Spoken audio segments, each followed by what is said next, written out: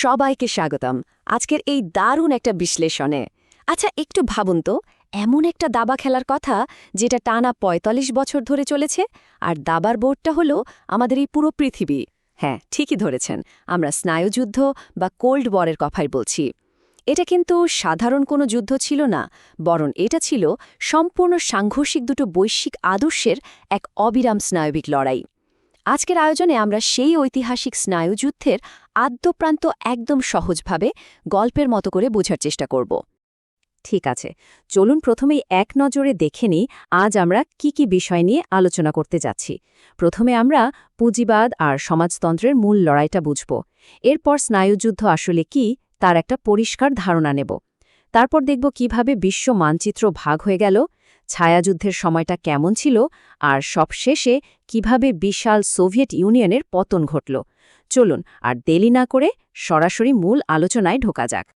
তো শুরুতেই আসা যাক পর্ব ১-এ, পুঁজিবাদ বনাম সমাজতন্ত্র। চলুন একটু দ্বন্দ্বের শেকড়টা খোঁজার চেষ্টা করি। এই যে সংঘাত, এটা কিন্তু কেবল কোনো নির্দিষ্ট মাটি বা সীমানা দখলের লড়াই ছিল না, বুঝলেন? এটা ছিল মৌলিকভাবে দুটো সম্পূর্ণ ভিন্ন বাস্তবতার এক তীব্র প্রতিযোগিতা। একদিকে ছিল আমেরিকার নেতৃত্বাধীন পুঁজিবাদ আর গণতন্ত্র, যেখানে মুক্তবাজার আর ব্যক্তিস্বাধীনতাই ছিল শেষ কথা। অন্যদিকে একেবারে বিপরীত মেরুতে ছিল সোভিয়েত ইউনিয়নের সমাজতন্ত্র আর সাম্যবাদ, যেখানে রাষ্ট্রায়ত্ত অর্থনীতি আর এককেন্দ্রিক ব্যবস্থার উপরই সবচেয়ে বেশি জোর দেওয়া হতো। মানে একই পৃথিবীতে দুটো সম্পূর্ণ আলাদা সিস্টেম নিজেদের অস্তিত্ব টিকিয়ে রাখার জন্য মরিয়া হয়ে লড়ছিল। একটু পেছনের দিকে তাকালে দেখবেন ১৯১৭ সালের বলশেভিক বিপ্লবের মধ্যে দিয়েই মূলত রাশিয়ায় এই সমাজতান্ত্রিক আদর্শের যাত্রা শুরু। এরপর দ্বিতীয় বিশ্বযুদ্ধের সময় মানে ১৯৪১ থেকে ৪৫ সাল পর্যন্ত আমেরিকা আর সোভিয়েত ইউনিয়ন কিন্তু একজোট হয়ে নাৎসি জার্মানির বিরুদ্ধে লড়েছিল। কিন্তু অবাক করার মতো ব্যাপারটা হলো, যুদ্ধ শেষ হতে না হতেই তাদের এই সাময়িক বন্ধুত্বের ফাটল ধরল। তারা যেন হঠাৎ করেই মনে করতে পারল, আরে আমরা তো আসলে একে অপরের সবচেয়ে বড় আদর্শিক শত্রু। ব্যাস, আর যায় কথায়। ঠিক এভাবেই শুরু হয়ে গেল এক নতুন আদর্শিক সংঘাত। এবার আমরা প্রবেশ করছি দ্বিতীয় পর্বে, স্নায়ুযুদ্ধ বা কোল্ড ওয়ারের সংজ্ঞা, যাকে আমরা বলছি যুদ্ধহীন এক যুদ্ধ। সাংবাদিক ওয়াল্টার লিপম্যান প্রথম এই কোল্ড ওয়ার শব্দটা সবার মুখে মুখে ছড়িয়ে দিয়েছিলেন ঠিকই, কিন্তু এর আসল পেছনের ব্যাপারটা বুঝতে হলে আমাদের অধ্যাপক ফ্রিডম্যানের এই চমৎকার সংজ্ঞাটার দিকে তাকাতে হবে। ওনার মতে স্নায়ুযুদ্ধ মানে এমন একটা পরিস্থিতি যেখানে কোনো সরাসরি গোলাগুলি বা লড়াই হচ্ছে না, কিন্তু যুদ্ধের সব রকম প্রস্তুতি একদম পুরো দমে চলছে। এই সংজ্ঞার ওপর ভিত্তি করে কিন্তু পুরো স্নায়ুযুদ্ধের গতি প্রকৃতি নির্ধারিত হয়েছিল। উভয় পক্ষই দিন-রাত এক করে অস্ত্র বানাচ্ছে, সামরিক বাজেট বাড়াচ্ছে, কিন্তু কেউ কাউকে সরাসরি আক্রমণ করছে না। অদ্ভুত এক মনস্তাত্ত্বিক খেলা। এখন এই পর্যায়ে এসে আপনাদের মনে একটা খুব স্বাভাবিক প্রশ্ন জাগতে পারে, পারমাণবিক অস্ত্রের যুগে সরাসরি যুদ্ধ মানেই তো একে অপরের নিশ্চিত ধ্বংস। তাহলে তারা সামরিক শক্তি বাড়ানোর পাশাপাশি বাস্তবে লড়াইটা করেছিল কিভাবে? এই দারুণ প্রশ্নের উত্তরটাই আমাদের স্নায়ুযুদ্ধের মূল কৌশলগত দিকগুলোর দিকে নিয়ে যাবে। আর এখান থেকেই শুরু আমাদের তৃতীয় পর্ব, বৈশ্বিক মানচিত্রের বিভাজন। বলতে পারেন পুরো দুনিয়ার ওপর একটা লৌহ পর্দা নেমে আসার সময়। বৈশ্বিক মানচিত্রের এই ভাগাভাগির প্রথম ধাপটাই রচিত হয় ১৯৪৫ সালের ইয়াল্টা সম্মেলনের মধ্যে দিয়ে। ইউরোপ খুব দ্রুত দুটো সুস্পষ্ট বলয়ে বিভক্ত হয়ে পড়ে। পূর্ব দিকটা চলে যায় সোভিয়েত ইউনিয়নের পকেটে, আর পশ্চিম দিকটা থেকে যায় আমেরিকার প্রভাবে। তৎকালীন ব্রিটিশ প্রধানমন্ত্রী উইনস্টন চার্চিল মিসুরিতে দেওয়া একটা ভাষণে এই পরিস্থিতি বোঝাতে দারুণ একটা উপমা ব্যবহার করেছিলেন। তিনি বলেছিলেন, পুরো ইউরোপ মহাদেশ জুড়ে একটা অদৃশ্য লৌহ পর্দা বা আয়রন কার্টেন নেমে এসেছে। এই পর্দা পুরো আর পশ্চিম ইউরোপকে সম্পূর্ণ দুটো ভিন্ন জগতে বিচ্ছিন্ন করে দিয়েছিল। এই বিভাজনকে আরও পাকাপোক্ত করতে তৎকালীন মার্কিন প্রেসিডেন্ট ট্রুম্যান একটা নীতি ঘোষণা করেন, যার ট্রুম্যান ডকট্রিন নামে পরিচিত। এখানে এই বিশাল সংখ্যাটা দেখছেন, ৪০ কোটি বা $৪০০ মিলিয়ন। এই বিপুল পরিমাণ সামরিক ও অর্থনৈতিক সাহায্য দেওয়া হয়েছিল কেবল গ্রিস আর তুরস্ককে। এর একমাত্র উদ্দেশ্য ছিল ওই অঞ্চলে যাতে কোনোভাবে কমিউনিজম বা সাম্যবাদ ছড়াতে না পারে।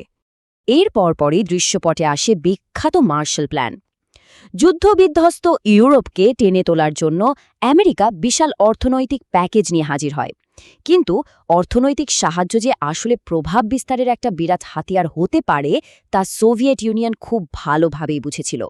তাই তারা একে সরাসরি ডলার ইম্পেরিয়ালিজম বা ডলার সাম্রাজ্যবাদ বলে প্রত্যাখ্যান করল। আর পাল্টা হিসেবে নিজেদের বলয়ে থাকা দেশগুলোকে নিজেরাই সাহায্য করতে শুরু করল। অর্থনীতির এই দড়ি টানাটানি খুব দ্রুতই কিভাবে সামরিক জোটে ছড়িয়ে পড়েছিল সেটা বেশ লক্ষণীয়। পশ্চিমা বিশ্ব ১৯৪৯ সালে গঠন করে ন্যাটো, যার সোজা কথা আমাদের যে কোনো একটার উপর আক্রমণ হলে সেটা সবার উপর আক্রমণ বলে ধরা হবে। আর এর ঠিক বিপরীতে সোভিয়েত ইউনিয়ন ১৯৫৫ সালে তাদের মিত্রদের নিয়ে দাঁড় করালো ওয়ারশো প্যাক্ট। ব্যাস, বিশ্ব মানচিত্র এই বিশাল সামরিক জোটগুলোর কারণে আক্ষরিক অর্থেই দুই ভাগে বিভক্ত হয়ে গেল। চলুন এবার ৪ নম্বর পর্বে যাই আর দেখি কিভাবে এই দাবার বোর্ডটা ধীরে ধীরে জ্বলে উঠেছিল। আমরা প্রবেশ করছি ছায়াযুদ্ধ বা প্রক্সি কনফ্লিক্টের যুগে। ব্যাপারটা হলো, এই পর্যায়ে পরাশক্তিগুলো নিজেদের মধ্যে সরাসরি মারামারি না করে অন্য ছোট রাষ্ট্রগুলোকে তাদের যুদ্ধক্ষেত্র হিসেবে ব্যবহার করতে শুরু করল। ইতিহাসে এটাই ছায়াযুদ্ধ নামে পরিচিত। এর অন্যতম প্রধান একটা উদাহরণ হচ্ছে কোরীয় যুদ্ধ। দ্বিতীয় বিশ্বযুদ্ধের পর কোরীয় উপদ্বীপকে ৩৮ ডিগ্রি অক্ষরেখা বরাবর দুই টুকরো করা হয়েছিল। যখন সাম্যবাদী উত্তর কোরিয়া হঠাৎ করে পুঁজিবাদী দক্ষিণ কোরিয়ায় আক্রমণ করে বসল, তখন দক্ষিণকে বাঁচাতে আমেরিকা আর জাতিসংঘের বাহিনী সরাসরি যুদ্ধে নেমে পড়ল। দুই পরাশক্তির আদর্শের লড়াইটা কিভাবে একটা ছোট্ট দেশের মাটিতে যুদ্ধে রূপ নিল, এটা তার এক নিখুঁত দৃষ্টান্ত। তবে পুরো স্নায়ুযুদ্ধের ইতিহাসে সবচেয়ে চরম আর শ্বাসরুদ্ধকর সময়টা এসেছিল ১৯৬২ সালে, বিখ্যাত কিউবান মিসাইল ক্রাইসিস। একটু কল্পনা করুন তো, আমেরিকার উপকূল থেকে মাত্র ৯০ মাইল দূরে কিউবার মাটিতে সোভিয়েত ইউনিয়ন গোপনে পারমাণবিক মিসাইলের ঘাঁটি বসিয়েছে। মার্কিন গোয়েন্দারা যখন এই খবরটা আবিষ্কার করল, পুরো পৃথিবীর বুকে তখন আক্ষরিক অর্থেই এক ভয়াবহ আতঙ্ক নেমে আসে। পরিস্থিতি অবিশ্বাস্য দ্রুত গতিতে অবনতির দিকে যাচ্ছিল। প্রথম দিন আমেরিকা মিসাইলগুলোর খোঁজ পেল। ষষ্ঠ দিনে তারা কিউবার চারপাশে কড়া নৌ অবরোধ বা ব্লকেট জারি করল। আর ১৩তম দিনে এসে কূটনৈতিক আলোচনায় এমন একটা চূড়ান্ত উত্তেজনায় পৌঁছালো যে মনে হচ্ছিল এই বুঝি তৃতীয় বিশ্বযুদ্ধ লেগেই গেল। ১৩ দিনের এই অচলাবস্থা ছিল মানব ইতিহাসের এমন এক সময় যখন পৃথিবী পারমাণবিক ধ্বংসের সবচেয়ে কাছে কাছে পৌঁছে গিয়েছিল। তবে সৌভাগ্যবশত একেবারে শেষ মুহূর্তে উভয় পক্ষই চরম ধ্বংসের পথ থেকে সরে আসে। মার্কিন প্রেসিডেন্ট জন এফ কেনেডি আর সোভিয়েত নেতা নিকিতা ক্রুশ্চেভের মধ্যে একটা রুদ্ধশ্বাস সমঝোতা হয়। সোভিয়েত ইউনিয়ন কিউবা থেকে তাদের পারমাণবিক মিসাইল সরিয়ে নিতে রাজি হয়, আর বিনিময়ে যুক্তরাষ্ট্র গোপনে তুরস্ক থেকে তাদের নিজেদের পারমাণবিক মিসাইল সরিয়ে নেওয়ার প্রতিশ্রুতি দেয়। পারস্পরিক এই ছাড় দেওয়ার মাধ্যমেই মূলত সেবারের মতো সংকটটি প্রশমিত হয়।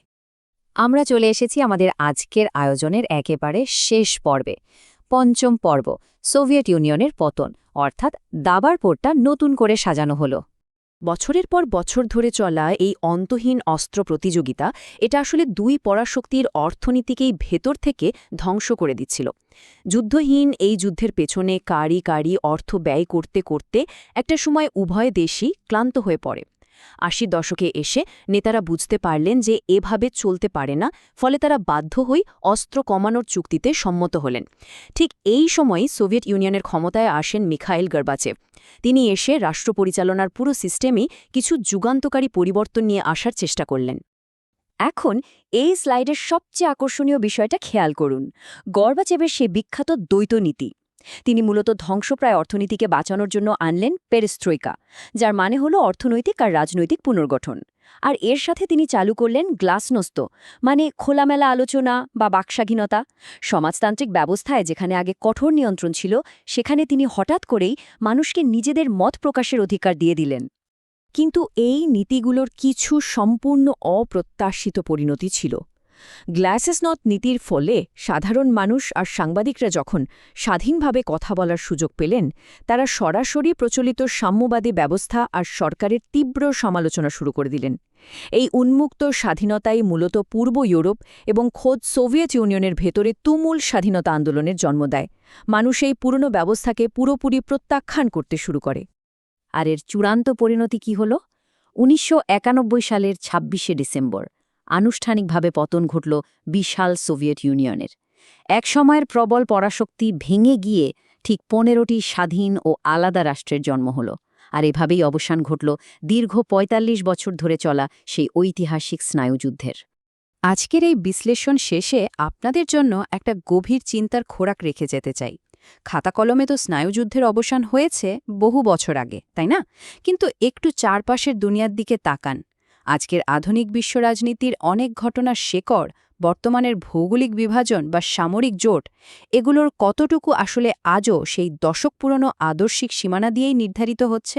স্নায়ুযুদ্ধে প্রভাব কি সত্যি মুছে গেছে? এই প্রশ্নটা আপনাদের ভাবনার জন্যই রেখে দিলাম। আজকের মতো আমাদের এই জ্ঞানমূলক যাত্রা এখানেই শেষ করছি। খুব শীঘ্রই দেখা হবে নতুন কোনো বিষয় নিয়ে।